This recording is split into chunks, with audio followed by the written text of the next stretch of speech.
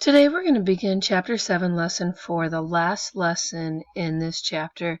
What we're going to be working with is solving systems of equations. So this picture represents two equations that have been graphed, and you can see that those two equations intersect one another. So what is a system of equations? A system is when you have two or more equations and you're looking for a point that the two equations intersect. So when we go back to that first picture, the point of intersection is at 3, 2. It is in x, y. So we have x, y. So the solution to this system is 3, 2. And what we're going to do today is we're going to look at how do you solve a system of equations. What is the purpose? Well, first of all, we know that any equation can be graphed. And when we get to Chapter 8, we're going to learn how to graph our equations. So we have a couple goals here, and one of our goals is to find a point where the two equations intersect, because that is the point of intersection. So here's that first one again where they intersect at 3, 2. And then here's another example where two lines intersect, and then this solution would be -2, 0. So how do we solve a system if we're not graphing it? Because we're not graphing them in this lesson. We're just solving it. So the first thing you have to do is, in step 1, you have to have both equations set equal to y equals. So one of the sides of the equation is going to have y, and then the other side of the equation is going to have everything else. Once you have both equations in the form of y equals something, you're going to put both equations equal to each other, and then solve for x, and then solve for y. So that might be a little bit confusing right now, but I'm going to show you several examples of how we use these steps to actually solve a system. So the first example here, we have two equations, because remember, in a system of equations, you have to have two equations. And step 1 was make sure both equations are set equal to y. So if you look at both of these equations, they both have y. So what we're going to do is, since y is equal to y, then that also means that x plus 3 is equal to 2x plus 5. So what we're going to do is we're going to set these two equations equal to each other. We have x plus 3 is equal to 2x plus 5. Now the purpose of this is to get rid of the y's, because we know how to solve an equation if there's only one variable. And so that was our goal. Now we solve this equation and we try to figure out, what does x equal? So to solve this equation and figure out what x equals, you might start off by subtracting x from both sides. Once you do that, that cancels, and you're left with 3 equals 2x minus x is x, or 1x, and we still have plus 5.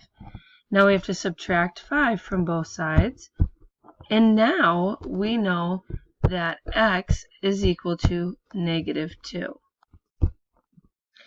But a solution is not just what does x equal.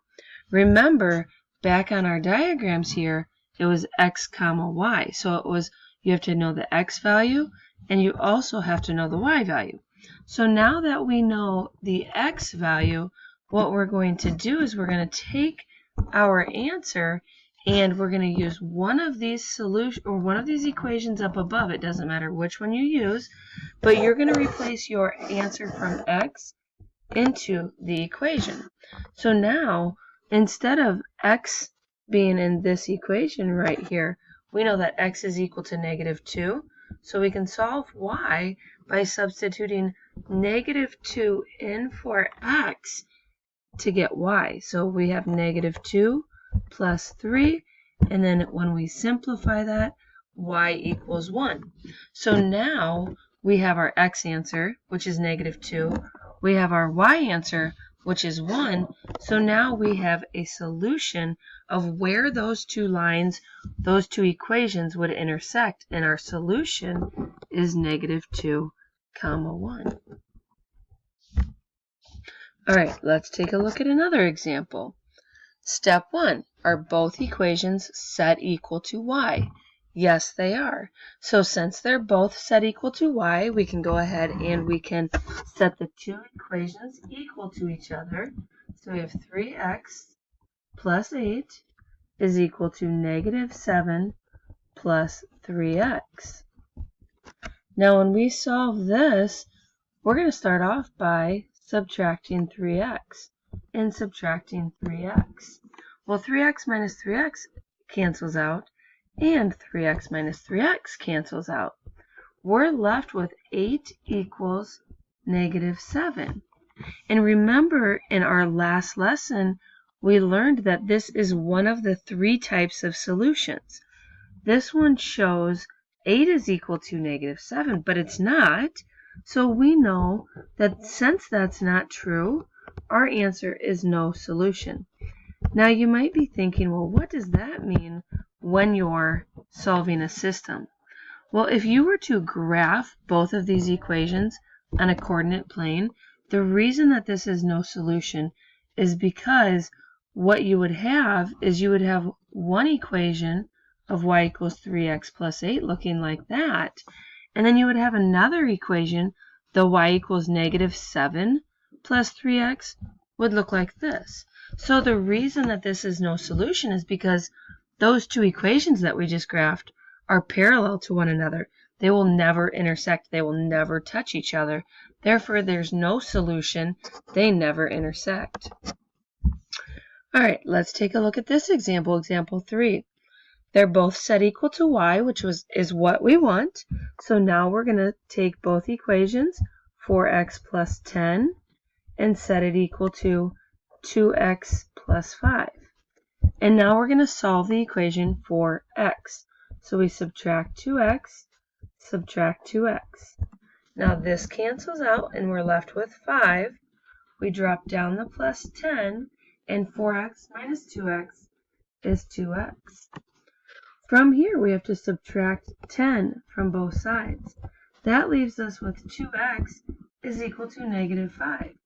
And then when we divide by 2, we know that x is equal to negative 2.5. So now that we know that x is equal to negative 2.5, we are going to substitute that into one of the two equations to solve. So we're going to do y is equal to, I'm just choosing this first equation, we're going to substitute negative 2.5 in for x. So you have 4 times negative 2.5 plus 10. And if you do 4 times negative 2.5, you have a positive times a negative, which you know should be a negative answer. So 4 times negative 2.5 gives you negative 10, and then add 10 more to that, you get 0. So what we figured out here is y is equal to 0. But that, again, is just one part to this solution. We have two parts here. So now our last step is to put our two parts together as an x comma y. So our true solution is negative 2.5 comma 0. That's where those two lines would intersect. Now, step 1 is always put the equation in the form of y equals. So we need to get both equations in the form of y equals. That top one shows x minus y. So to put x minus y into y equals form, I'm going to add y to both sides so that my y is positive. That cancels out here, leaves me with x equals 3 plus y. And then I'm going to subtract 3 from both sides. So now, because that cancels out, I have y equals x minus 3. Now I need to do the same thing with my second equation. X plus 5y is equal to 39.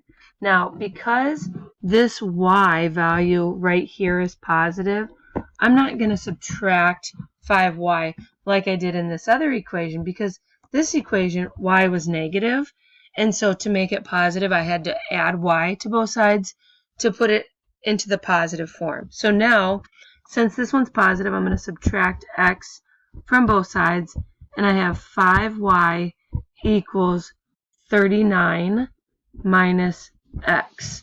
So now what I'm going to do is I'm going to take both of those equations and I'm going to set them equal to one another. So in order to do that, I need to create some more room. And I'm sorry, I still need to get this equation into y equals form. So I still have to divide both sides by 5. So what that gives me is that gives me y equals, and then 39 divided by 5 gives me 7.8, and x divided by 5 gives me minus x over 5. So now what we need to do is we need to create some more space. So I'm going to take both of these equations right here. They're both set equal to y, and I'm going to set them equal to one another. So the first one again was y equals x minus 3. So we should have x minus 3 is equal to, and then the second one, notice, was 7.8 minus x over 5. 7.8 over, was it plus or minus? Minus x over 5. Now you'll notice here we have a fraction. So before we do anything else, we need to, and I think this was 7.8, not 7.5, but we need to clear that fraction. So to clear that fraction, what we're going to do is we're going to multiply the entire problem by the lowest common multiple, which in this case is 5. So when we multiply everything by 5, we get 5x minus 15, and then 7.8 times 5 gives me 39, and minus 5 times 1x divided by 5 gives me 1x. So now from here I'm just solving the equation for x. So we're going to add x to both sides. That leaves me with 6x minus 15 equals 39. I'm going to add 15 to both sides. And then we have 6x equals 39 plus 15.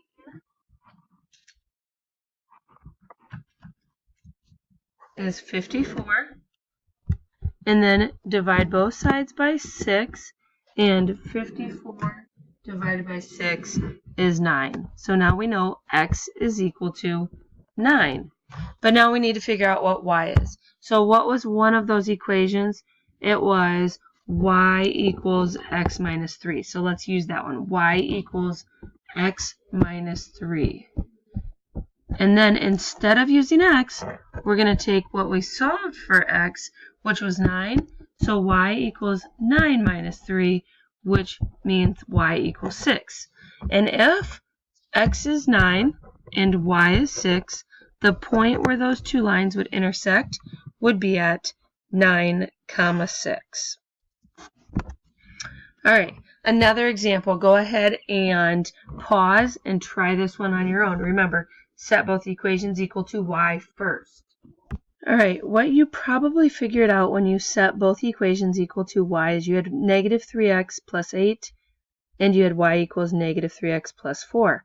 When you set the two equal to each other and you add 3x, it eliminated all x's, which then left you with 8 equals 4, which we know is not true.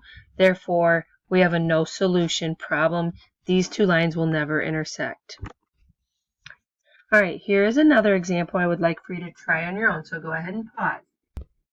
All right, so in this solution, we received a point of intersection of 8, 12. So go ahead and pause this video, take a look at the work, and if you got it correct, awesome. If not, see where you have a mistake at. And if you can't find it, come talk to me and I will walk you through what you did and see what we need to do to fix it. All right, now that you have gone through all of the examples, what I would like for you to do is come see me for a quick check to see how well you know how to solve a system of equations. And this is, again, the last lesson. So after you check in with me, I will let you know what to do next. Thank you.